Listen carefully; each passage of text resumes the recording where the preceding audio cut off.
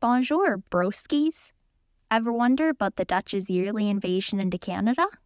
Well, it's a bit exaggerated, but I swear it happens every single May. Weirdly, with open arms from Canadians.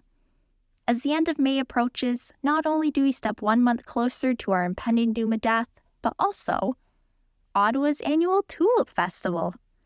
Every May, the capital city of Ottawa is practically unrecognizable. Everyone grows a foot taller, cars are outlawed with bikes becoming the only option, but the most prominent one of all, tulips. This is the story of why the Netherlands has sent millions of tulips to Canada and has no plans on stopping. For a brief moment in time, Canadians can put aside their French and English differences and pretend to be a former Dutch colony for a couple weeks during the annual Tulip Festival. In 1940, with Germany's Joyride Part 2 coming in at full speed, the Dutch royal family fled to England to establish a wartime government. To be extra cautious, they sent the heir to the throne halfway across the world to Canada. Princess Juliana and her children stayed there until the end of the war, living in Ottawa.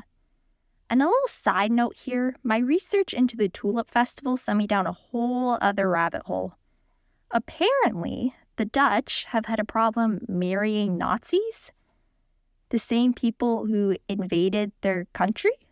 The princess, later queen, Juliana's husband, was Prince Bernhard, aka a former SS officer before the war. His Wikipedia page boasts a whole section on scandals.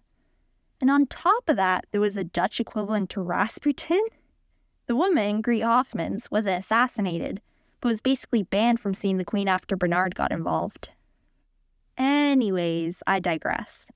While in Canada in 1943, Juliana gave birth to Princess Margaret. And for those questioning that 3-year timeline like I did, her husband made regular trips to Canada. Didn't help him stay faithful, though. Despite being married to the Queen of the Netherlands as of 1948, he had at least 2 confirmed children after the war. Like, dude, come on, sorry. Anyways, Princess Margaret was born at the Ottawa Civic Hospital, where the building was temporarily declared to be non-Canadian. It was made extraterrestrial, just for the Dutch.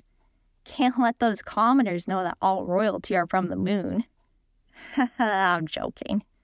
They're from Pluto, obviously. For a brief moment, no one owned the land. This was all simply to get around citizenship laws. Because of Canada's British colonial history, Canadian law states that if you were born on the land, you're automatically Canadian. Meanwhile, the Dutch do it through blood.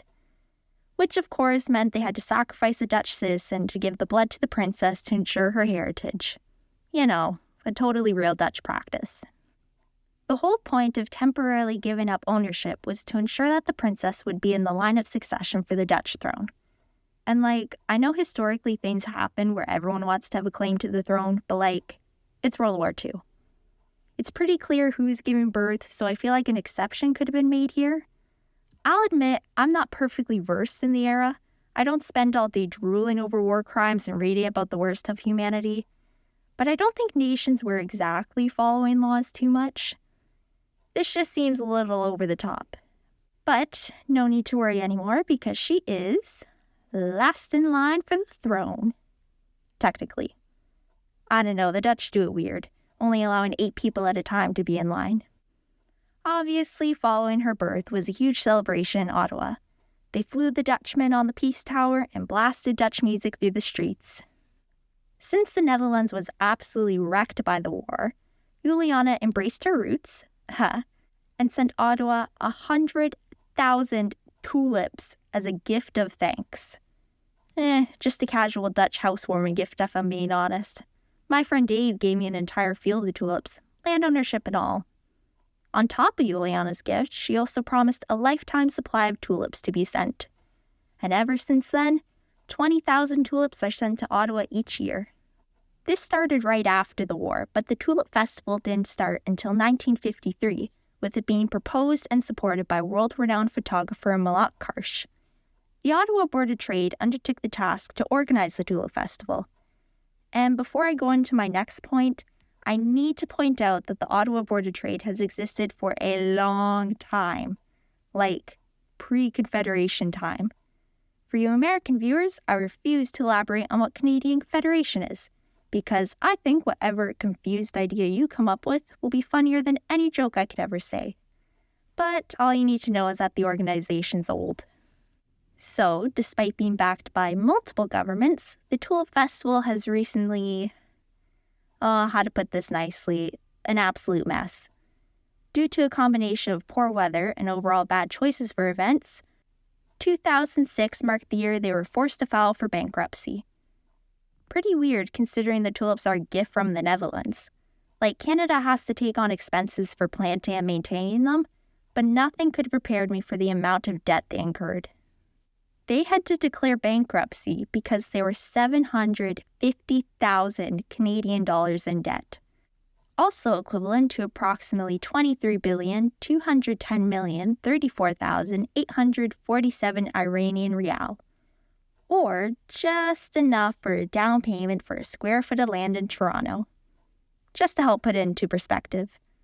Luckily, it was saved by David Luxton, a Canadian CEO, a CEO of an anti-terrorist technology manufacturer. Yeah, safe to say, I don't think anything bad's going to be happening to those tulips anytime soon.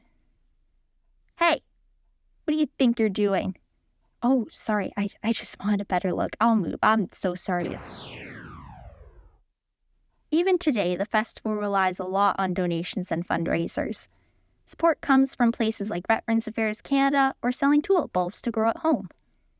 2007 brought lots of new changes, such as new management, as if that weren't the first obvious choice. They also dropped the admission charge, which caught me off guard that there even was one. I went to it one year, and these tulips are everywhere. They're in the parks, at the hospital. Heck, the gardener probably planted some in your backyard while you weren't looking. Altogether, there are over 1 million tulips planted for the festival, done by the National Capital Commission, aka Ottawa's gardeners. The main site is at Commissioners Park along the Rideau Canal, but they're also at the Civic Hospital. It's so widespread that there's even a tulip bus to take you around. There are walking tours turned ghost tours at night, along with movie screenings. You could also probably find a beaver tail truck hanging around there. Again, no context allowed for non-Canadians.